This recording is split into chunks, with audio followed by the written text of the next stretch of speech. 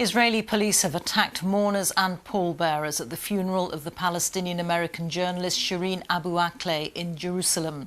The Al Jazeera reporter was shot in the head while covering a raid by Israeli forces in the occupied West Bank on Wednesday. Earlier today, an Israeli officer was shot dead and several Palestinians injured during an army raid to make arrests near Jenin in the West Bank. It follows several weeks of mounting violence with dozens killed on both sides. Our Middle East correspondent Tom Bateman reports. Shireen Abu Aqla was one of the best-known voices to Palestinians. Now in death, a national symbol.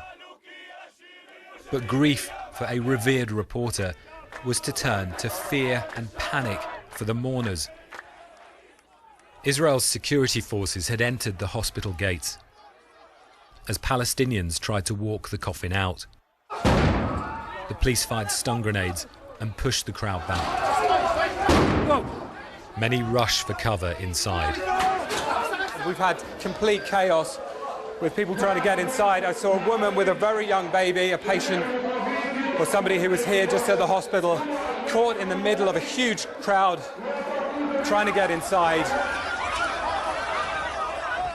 And even the pallbearers had to retreat as police kicked and beat them with batons.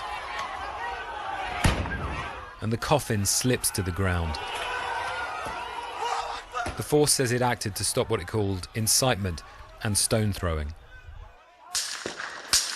Shireen Abu Aqla was shot in the head covering an arrest raid by Israel's army. Reporters on the scene say the gunfire came from the soldiers, but Israel maintains Palestinian gunmen may have fired the fatal shot. But for her loved ones, it was time to say a final goodbye. At her Christian funeral mass, eulogies to a life of purpose. And outside, one of Jerusalem's biggest outpourings of Palestinian grief in decades, tens of thousands wound their way around the old city's walls.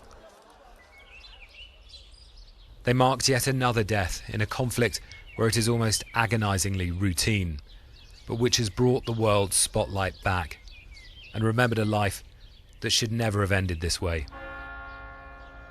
Tom Bateman, BBC News, Jerusalem.